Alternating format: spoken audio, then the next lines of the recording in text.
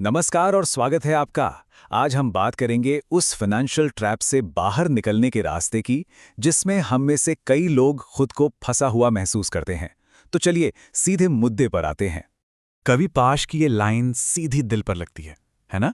ये उस एहसास की बात करती है जब लगता है कि जिंदगी बस एक ही ढर्रे पर चले जा रही है और हमारे सपने वो तो कहीं बहुत पीछे छूट गए हैं। क्या आपको भी कभी ऐसा महसूस होता है कि जिंदगी बस काम, बिल और ईएमआई के एक कभी न खत्म होने वाले चक्कर में फंस गई है? सुबह उठो, ऑफिस जाओ, शाम को थक कर घर लौटो और बस यही सिलसिला चलता रहता है। लेकिन अच्छी खबर यह है कि इस चक्र से बाहर निकलने का एक रास्ता है। एक ऐसा रास्ता जो आपको फाइनेंशियल फ्रीडम की तरफ ले जाता है। और जानते हैं इसकी शुरुआत कहाँ से होती है? सिर्फ सोच में एक छोटे से बदलाव से। तो चलिए सबसे पहले ये समझते हैं कि ये फाइनेंशियल ट्रैप, ये वित्तीय जाल आखिर है क्या और ये कितना फैला हुआ है। जरा सोचिए, एक्सपीरियन के एक सर्वे के हिसाब से अमेरिका में लगभग 70% लोग अपनी सैलरी पर ही पूरी तरह से निर्भर हैं। मतलब एक सैलरी आती है और अगली आने तक बड़ी मुश्किल से गुजारा होता है। और ये सिर्फ अमेरिका की कहानी नहीं है दोस्तों, दुनिया भर में लाखों करोड़ों लोग इसी हाल में हैं। ये दिखाता है कि ये कुछ लोगों की नहीं बल्कि एक बहुत बड़ी आबादी की सच्चाई है। और ये सिर्फ नंबरों का खेल नहीं है, इसका असर हमारी मेंटल हेल्थ पर बहुत गहरा पड़ता है। द वायर की एक रिपोर्ट के मुताबिक ये आधी रात को 2 बजे आने वाले ड्यू डेट के उस मेंटल पिंग जैसा है जो अचानक से आपकी नींद उड़ा देता है। कर्ज का तनाव सिर्फ दिमागी नहीं बल्कि जिस्मानी भी होता है। दिमाग का हर वक्त तेज चलना, सांसों का छोटा हो जाना, मसल्स में खिंचाव रहना, चिड़चिड़ापन और पेट की दिक्कतें, ये सब उस अदृश्य बोझ के लक्षण हैं जिसे कई लोग हर रोज अपने साथ लेकर चलते हैं। तो इस जाल से निकलने का पहला कदम था समस्या को ठीक से समझना। अब दूसरा और शायद सबसे जरूरी कदम है पैसे को लेकर अपनी सोच, अपनी मानसिकता को बदलना। द मिलियनियर नेक्स्ट डोर नाम की किताब एक बहुत बड़े मिथक को तोड़ती है। हम अक्सर सोचते हैं कि करोड़पति मतलब महंगी गाड़ियां, लग्जरी सामान और बेहिसाब खर्च, लेकिन असलियत इससे बिल्कुल अलग है। ज्यादातर करोड़पति बहुत ही सादा जीवन जीते हैं। वो अपनी कमाई से कम में गुजारा करते हैं, हर चीज का बजट बनाते हैं और दिखावे पर पैसा बर्बाद करने की जगह उसे इन्वेस्ट करते हैं। तो सबसे जरूरी सबक ये है कि असली दौलत वो है जो आप जमा करते हैं, ना कि वो जो आप खर्च कर देते हैं।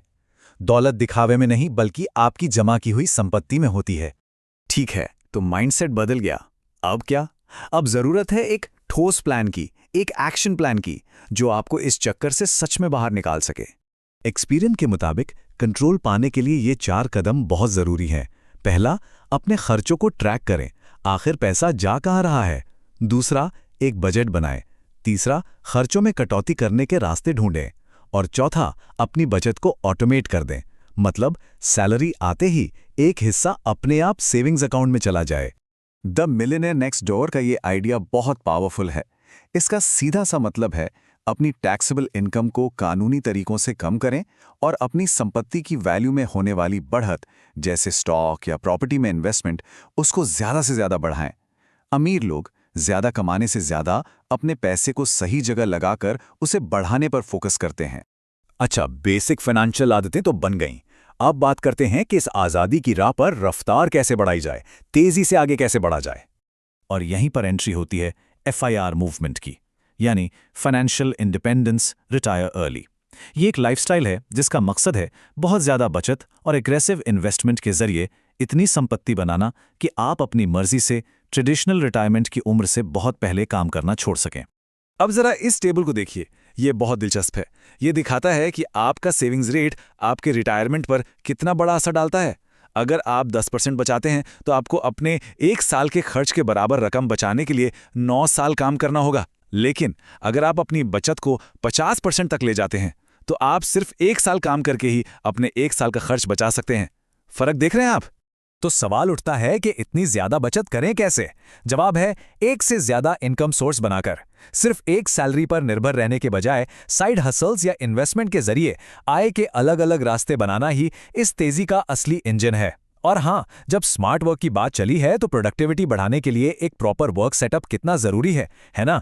जैसे एक अच्छा कीबोर्ड और एक आरामदायक वर्कस्पेस। मैंने कुछ काम के प्रोडक्ट्स के लिंक्स नीचे डिस्क्रिप्शन में दिए हैं। अगर आप अपनी एफिशिएंसी बढ़ाना चाहते हैं तो एक बार जरूर चेक कीजिएगा। पैसा कमाना और आज़ाद होना एक बात है, लेकिन इस आज़ादी का करना क्या है? आखिर में ये सारी बातें जुड़ती हैं एक बड़े मकसद से, एक बड़े उद्देश्य से। जापान में एक बहुत ही खूबसूरत कॉन्सेप्ट है इकिगाई। इसका मतलब है जीने की वजह, वो कारण जिसके लिए आपका हर सुबह बिस्तर से उठने का मन करे। ये फाइनेंशियल फ्रीडम के पीछे का क्यों है। इकिगाई इन 4 चीज़ों के संगम पर मिलता है। वो काम जिसे आप प्यार करते हैं, वो काम जिसमें आप माहिर हैं, वो काम जिसकी दुनिया को ज़रूरत है, और वो काम जिसके लिए आपको पैसे भी मिल सकते हैं। जब ये चारों चीज़ें मिल जाती हैं तो काम सिर्फ काम नहीं रहता, बल्कि जीने का एक मकसद बन जाता है। तो आखिर में सवाल बस यही बचता है, फाइनेंशियल फ्रीडम तो सिर्फ एक साधन है, एक टूल है। इस टूल से आप बनाना क्या चाहेंगे? अपने सपनों का घर, दुनिया की सैर, या समाज में कोई बड़ा बदलाव? अगर आपको ये चर्चा पसंद आई और आप ऐसे ही और विश्लेषण देखना चाहते हैं तो प्लीज़ इस वीडियो को लाइक करें और हमारे चैनल को सब्सक्राइब करें। आपका सपोर्ट ही हमें और भी ज़रूरी विषयों को आप तक लाने की हिम्मत देता है। देखने के लिए बहुत बहुत शुक्रिया।